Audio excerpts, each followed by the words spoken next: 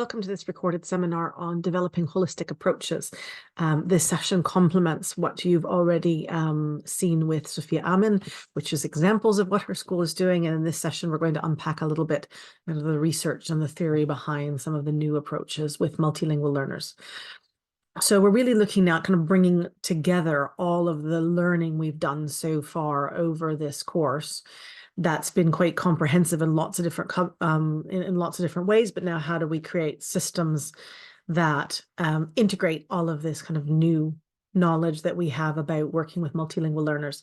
So we're going to start with a little bit of research about new approaches that are more focused on multilingualism rather than just on acquiring the language of instruction. We're going to look again a little bit at the research around the role of the first language, and then we're going to look at language awareness and a language integrated approach to teaching, how we enhance and develop our systems for supporting the acquisition of the language of instruction.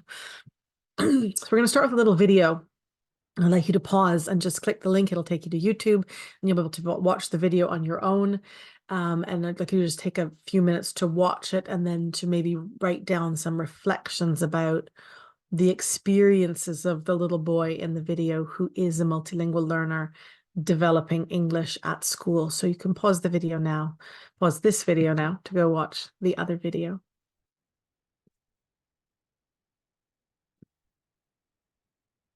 So as you come back from watching that short video, I'd like to acknowledge it's not an easy video to watch. It's quite, it tugs at the heartstrings.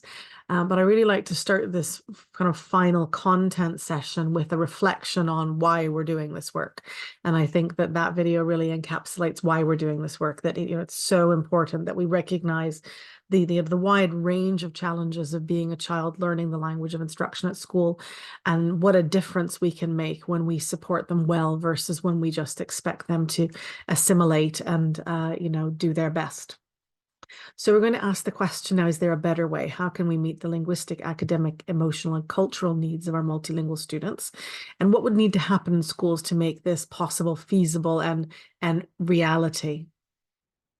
And so we're going to shift towards something that's been called culturally sustaining pedagogy, which is a pedagogy that recognizes that what children walk in with is as important as what we are offering them, that we are not aiming to make them monocultural and monolingual. We are aiming to support them in their journey to becoming multilingual, multicultural members of our school community and eventually of society. And that this is really what we need if we want to embrace cultural pluralism and move forward with more open-minded attitudes towards diversity in schools.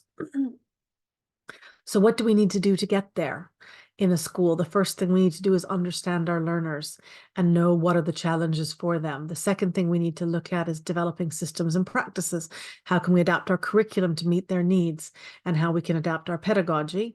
And the third is implementation. How do we support teachers in changing approach, and how do we evaluate success? So today we're going to do a little bit of review of understanding our learners, a little bit more work on developing systems and practices, and then we're going to think towards the next session, which is on leading teaching. So just a reminder of how important student profiles are. It's really important at all times to know when a student arrives or in their ongoing interactions in our school, what their current age is, when they started learning English, what year group is appropriate for them for their level of education, not for their level of English. We need to know a lot about, as much as we can know about their previous education experiences, if those have been continuous or interrupted, what kinds of learning they've experienced in terms of classroom styles and teaching styles. We need to know their language profile as well. What do they use at home? What other languages have they encountered over the years? Have they been, for example, in a refugee camp in another country where they were exposed to another language? And then experience in the school language. What experience, if any, do they have already in the language of the school? Nominally English for most of you. And then finally, we need to know about their family, their past and current circumstances as much as we can, the language background of the family, the educational background of the family, and their cultural religious background. And so when we look at student profiles, there's a lot we really need to know in order to be sure that we're provisioning effectively and accurately for our students. So I'm going to share with you, and there's an article on the Moodle as well about this, a new model for multilingualism in education called the holistic model for multilingualism. And this was created by a Portuguese, German, Dutch researcher named Joana Duarte. She's done a lot of work on multilingual learners, particularly in Germany, and now she's based in the Netherlands. And she created this quite complex model originally, and we're going to then look at kind of a reduced model on the next slide, which is all the different things we need to think about when we're in a school with multilingual learners. And so the first kind of section she's defined is language awareness. How do we, show awareness of other languages? How do we know what our students do, what our pupils in our community do, and how can we be sure we have positive attitudes? The second piece is the language comparison piece. And we're going to talk a little bit about that today and moving forward into the next module as well, really looking at how we can foster that language awareness, of that metalinguistic knowledge about languages, how we can encourage kids to compare across languages, what's the same and what's different, and who would be involved in that kind of practice. She then has a category called receptive multilingualism, which is encouraging children to make connections across their languages and figure out what can they already perhaps understand because they know similar languages. This is a particular area of work that comes from the context in which she does most of her research, which is in the north of Holland, in the north of the Netherlands, in a province called Friesland, where they speak Frisian, which is a dialect of Dutch, and they speak Dutch. And so these are often multilingual students in bilingual or trilingual programs. And so some of this work on fostering receptive skills across is looking at the similarities across Frisian and Dutch, for example, but it can work across other languages where a student who, is a fluent speaker of French may well be able to have some receptive understanding of Italian or Spanish or Portuguese or Romanian, other related languages. The fourth category is CLIL, or the idea of language and content being the focus in schools with diverse learners. And that we're going to talk about in more detail today. And the fifth is that model of immersion that we've talked about, where we're teaching through a language and expecting them to acquire the language, and how do we manage that relationship? And so as you can see in this quite complex model, there are different kind of categories that she's looked at. What's the aim of that particular area? What languages are involved and what stakeholders are involved? And so it is quite a complex model, but you can see she has translanguaging layered across the top. And then this idea of moving along a continuum from acknowledging that other languages exist in the classroom towards using other languages. So these are kind of what she calls the operationalization dimensions from the perspective of the teachers and the students. What does it seem like or feel like? And so then the symbolic dimension, using a holistic model for the pupils, should result in them feeling like their languages are important in school, and that will enhance their motivation. From the teacher's perspective, acknowledging that all languages are important and equal raises teachers' awareness of the cultures and the languages of their class, and can improve their motivation for working towards a multilingual approach. In terms of the linguistic dimension, from the pupil's perspective, we know that kind of fostering that language comparison and the metalinguistic awareness can enhance students' language learning strategies. And it also improves the methodology of teachers. As teachers stop and think about the other languages of their students, they develop better insight into how their own language works and how that interacts with the languages of their students.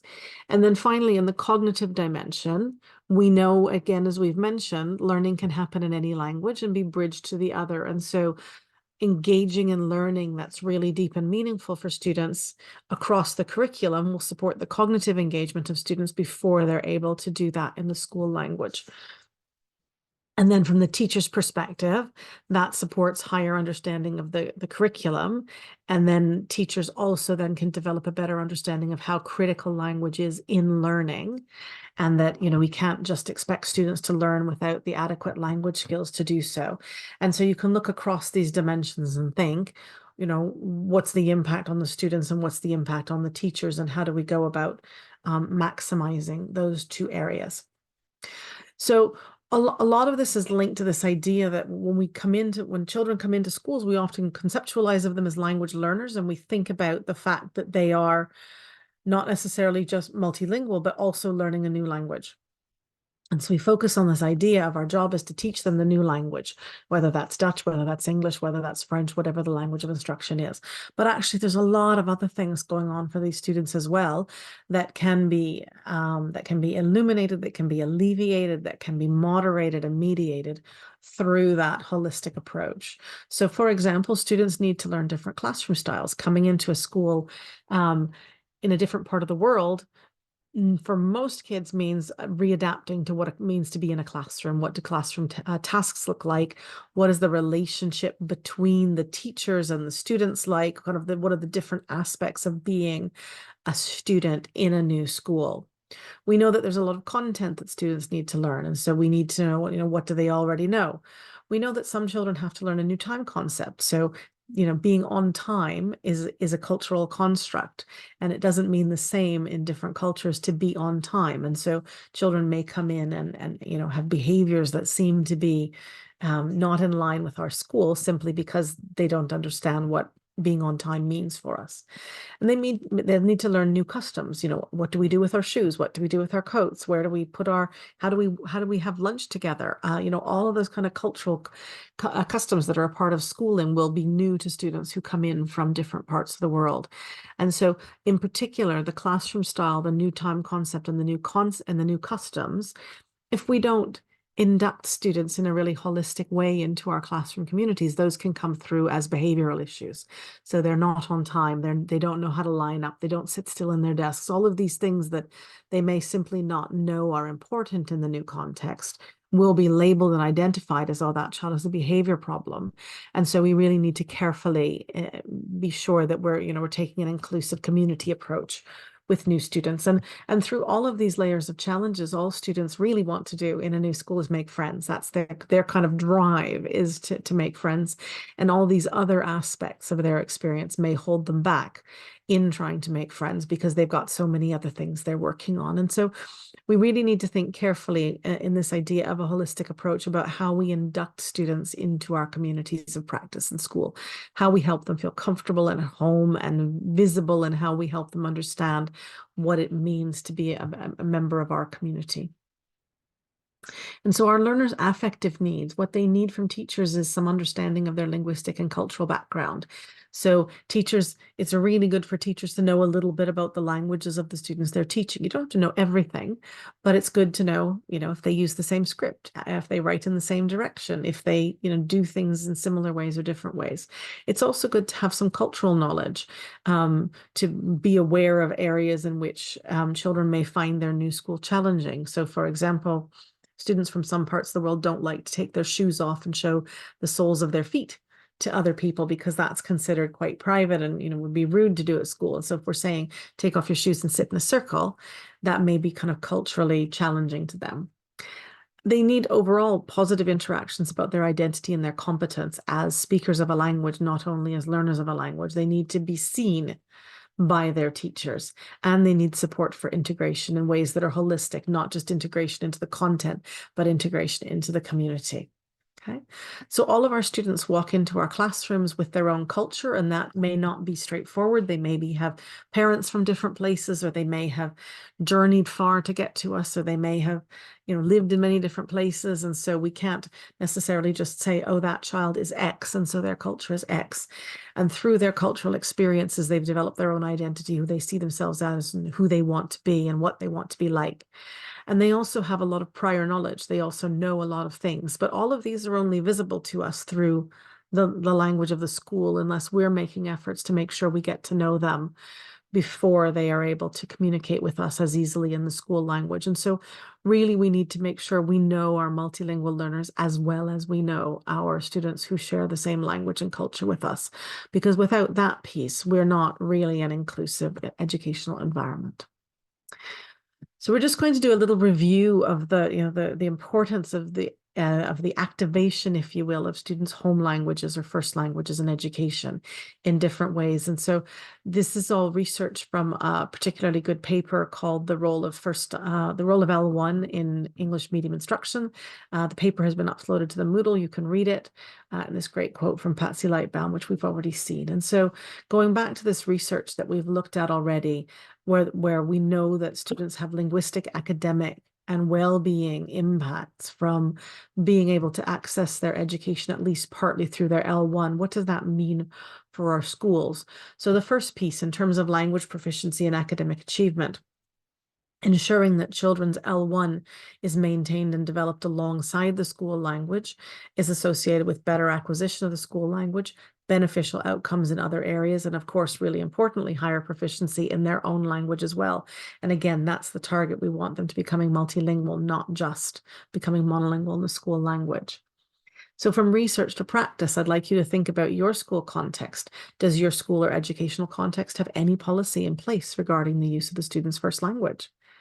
If it does, is this policy supporting or discouraging the use of the first language? And then how is that policy enacted in school documentation in the public spaces in the classrooms and throughout your school community? So this is a little, you can pause and do this reflection now, or you can take it with you and do it as a part of the post-session work on this module.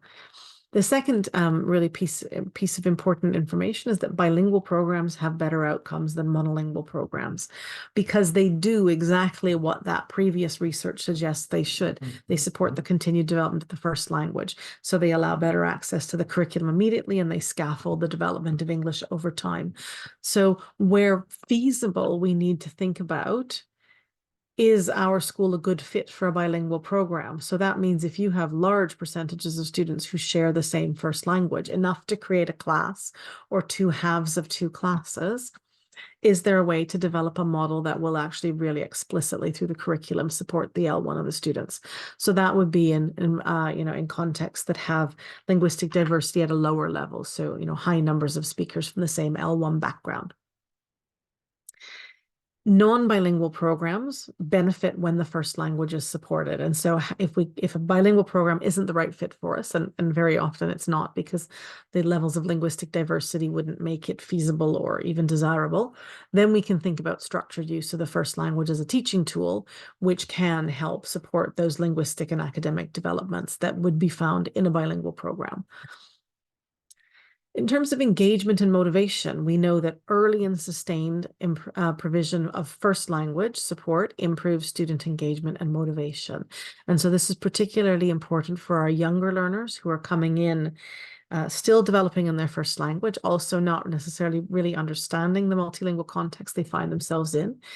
That making sure we're supporting their first language development will improve their engagement and motivation. And then finally, social and emotional well-being. Programs that value students' first language, that reinforce their identities, that support their social and emotional well-being, will empower them to become multilingual and move forward towards the future rather than encourage them to become monolingual and lose out on all the opportunities and doors that would be open to them as multilinguals. So just a little reminder of the work we did on, the key structure that we talk about in terms of leveraging the first language in the classroom, which is through translanguaging. And really just a reminder that translanguaging goes beyond translation. It's not just what's the word for this. It's really engaging the cognitive processing of our students in understanding learning, processing learning, sharing learning. So engaging that deeper understanding where they're not just looking for parallel words, but they're looking to process and then share understanding. And so really having a deeply integrated multilingual approach to learning, not just a superficial approach to sharing vocabulary in other languages, is really key to hitting all of those high points without the benefit of a bilingual program. So moving then to the next piece of the puzzle, which is how do we effectively support the learning of the language of acquisition as quickly and efficiently as possible. And we see a lot in language policies, or we hear a lot in schools, well, every teacher is a language teacher. And so we're going to unpack this idea of what it means when we say every teacher is a language teacher, and we're going to look at some structures that will actually make that realistic rather than kind of just a pipe dream, which is what it is in most contexts. So what does it mean when we say every teacher is a language teacher? First of all, it means that every teacher understands how the language that they are teaching in works. So that's their subject knowledge. So they have a deep understanding, if they're teaching in English, of how English works. They understand the grammatical structures of English. They understand the systems of choices that we have that mean different things. They understand how we make comparatives. They understand the language that they are teaching through and in.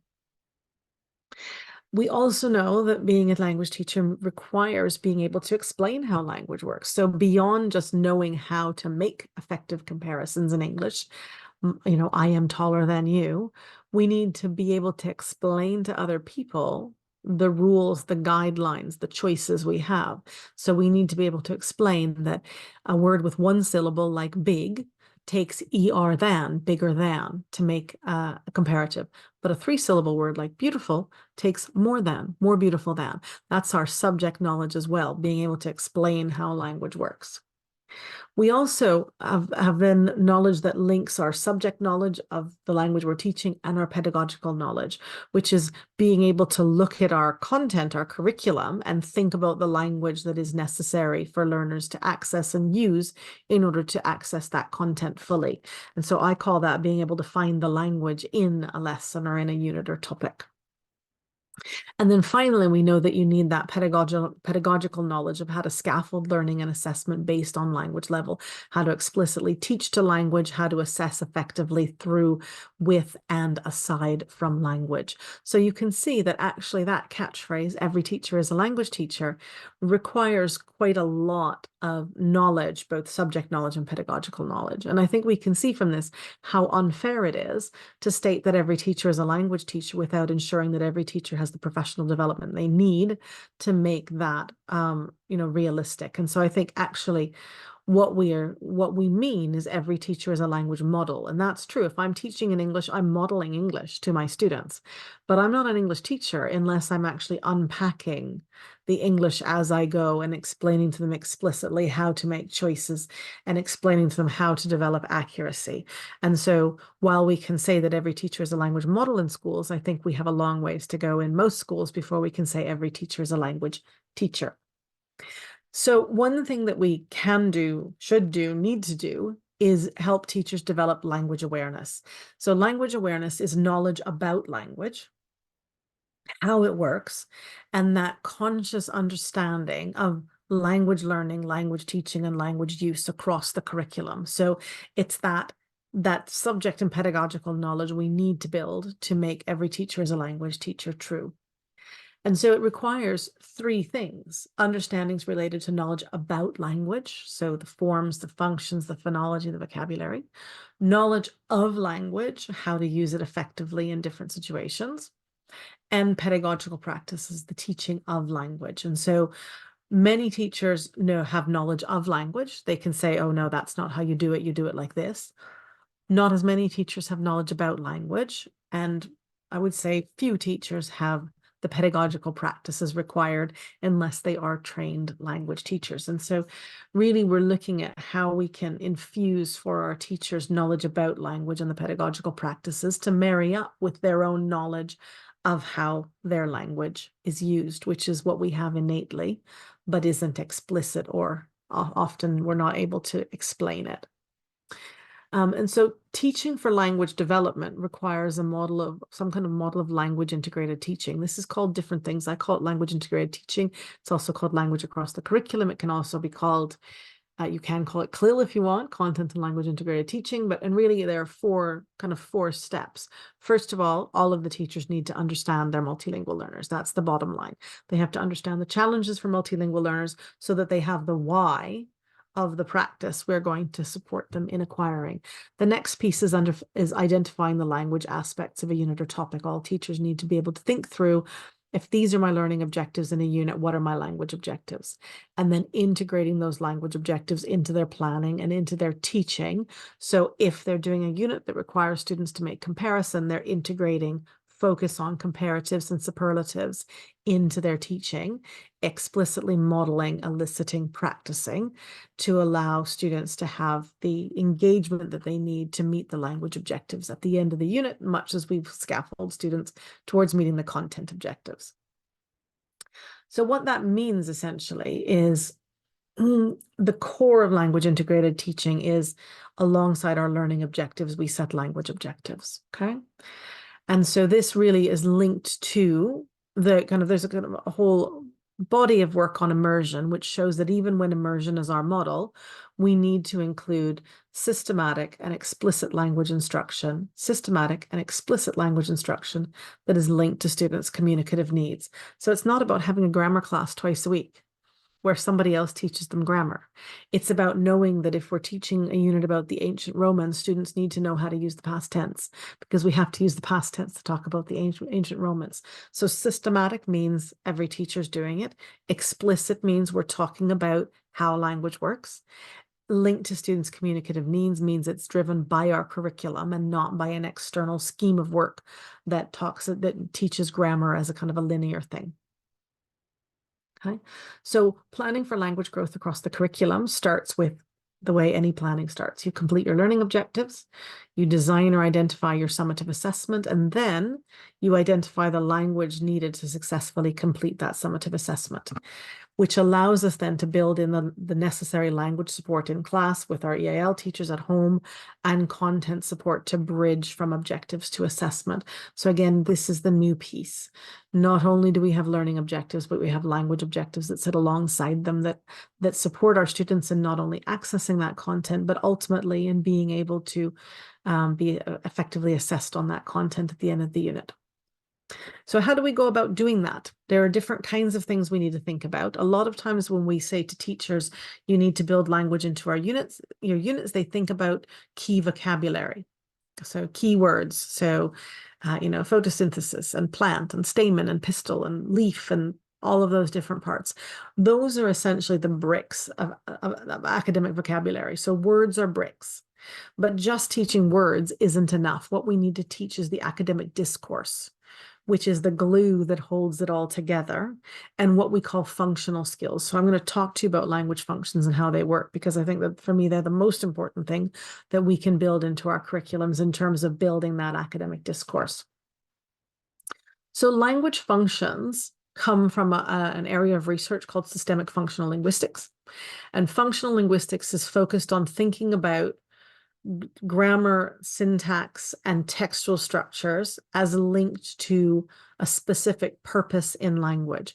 So if I want to describe something, there are going to be particular grammatical, syntactic, and vocabulary pieces that will go along with description. If I'm going to explain something, explanation is different from description.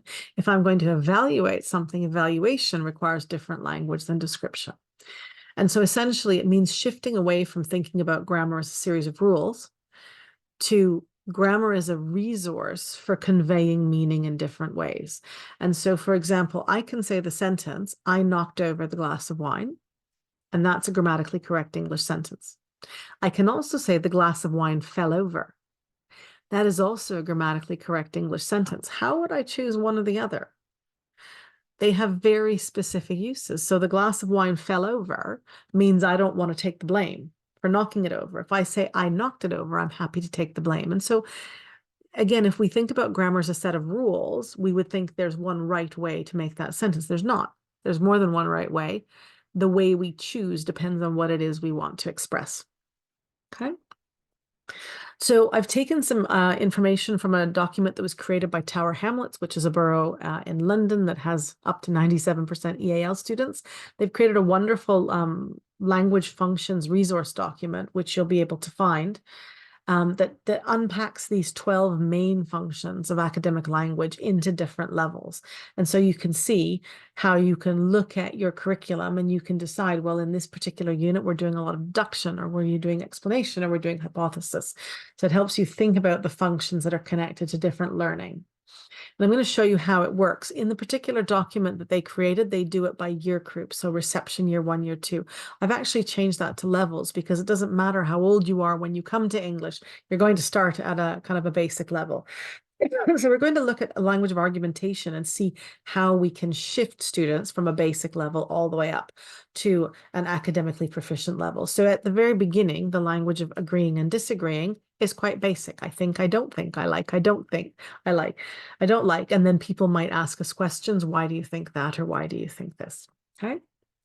As we move up into level 2, we can see that now we're giving complex sentences. We're giving reasons because we're using slightly better vocabulary. Now we're saying I agree, which is a more academic level of language.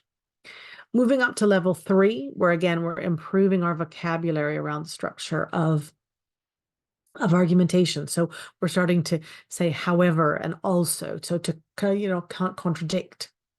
Moving up to level 4, you can see we're building their ability to make quite complex sentences and to do what I call becoming British, which is the ability to disagree with someone while making them think that you're agreeing with them. I accept your decision. However, I feel that you are wrong, or however, I feel that we must also consider. And so this is actually really important in how English works. And it's not natural to people from some languages. For example, Dutch speakers find all of this very, very foreign because you wouldn't do that in this way in Dutch. They would just say, I think you're wrong. And so this is knowledge about language. We know how to do it well, but we also need to know how to scaffold it explicitly and teach it. Moving up, you can see now by level 5, we're creating a really strong argument. We can use this in writing and we can use it in speaking. And if a student has the capacity to do this in their own language, even when they're a lower level of English, we can scaffold them with these sentence frames to allow them to be able to do it in English as well. Level 6, now we've got a really well-developed argument, introduction, 2 main reasons, and then a conclusion. And level 7 is kind of the rebuttal phase where you're going back and forth with the other person. So you can see how we can layer this in explicitly across our curriculum to make sure that we're upskilling our students in their ability to become proficient in academic English. Okay. So language functions provide the what we want them to do. Vocabulary and syntax provide the how they're going to do it. And so we move from what are we doing? We're describing. How does that work? So to describe something, we need either simple present or simple past, depending on, where and when we're describing. But the how comes from the grammatical structures and the vocabulary. So I'm just going to show you an example of how we can look at the way we build language as helping students move from that BICS, their basic interpersonal communicative skills, towards CALP for all of their subjects. So this sentence is a very nice sentence in biology. Minerals are transported across the cell wall by diffusion. So this is an academic English sentence. And what you can see here are some key features of academic English. So the first key feature of academic English, particularly scientific English, is that use of the passive voice. So we could say minerals move across the cell wall. That's the active voice, but that wouldn't be acceptable in a biology context. They are transported. And so here we have transported as a tier 2 word. It's a different level of vocabulary. The word move is our tier 1 everyday word. Tier 2 is transported. Then we have the word cell, which is one of these polysemous words. It has multiple meanings. So here, the cell they're talking about in the human body, but there's also the cell in the cell phone, the cell in your computer. There's the cell in a prison. There, cell means different things in different academic subjects. And then here, again, this is tier 2 language by diffusion. So it's telling us the use of the preposition, what the process is. That's called nominalization. We've taken the verb to diffuse, and we've turned it into a noun, diffusion. And that's really very, very classical academic English. So you can see the complexity. We could take a tier 1 English sentence, which would be something like minerals move across the cell wall by diffusing. Okay, it's not a particularly accurate sentence. I'm not a biologist, but it shows that there are different ways to make that sentence. One of them is going to get them points on an exam, to be realistic, and the other one won't. And so it's that movement that we're looking to encourage, that we recognize they may have everyday BICS English, but we have to move them towards CALP. So to sum up this kind of section on holistic approaches, we need to know our multilingual learners, even when they can't share that information with us. So we really need to look at how we develop our student profiles, how we collect that information, how we use that information, how we share that information with other people as well. We need to develop our own language awareness and the language awareness of all of our teachers so we can really see more clearly the needs of our multilingual learners in terms of accessing the curriculum and in terms of being able to thrive and learn the English they need to be successful. We can use their first language in many ways to support their content and their language learning, but it doesn't diminish the need to help them learn the school language as well. But that kind of use of the first language can promote integration and positive identity development. So, and finally, the whole curriculum can and should be leveraged to support language development for multilingual learners. As we talked about in a previous session, EAL is a very small part what the EAL person or EAL team does, and a large part what our classroom and subject teachers do. And so everybody needs to be involved. Everybody needs to make that every teacher is a language teacher really kind of realistic and functional. So just to finish some fun stuff for you, there's quite a funny video about the link between language and identity. There's a not very funny video. That's the whole video on multilingual learners in school. The one I showed you was an excerpt.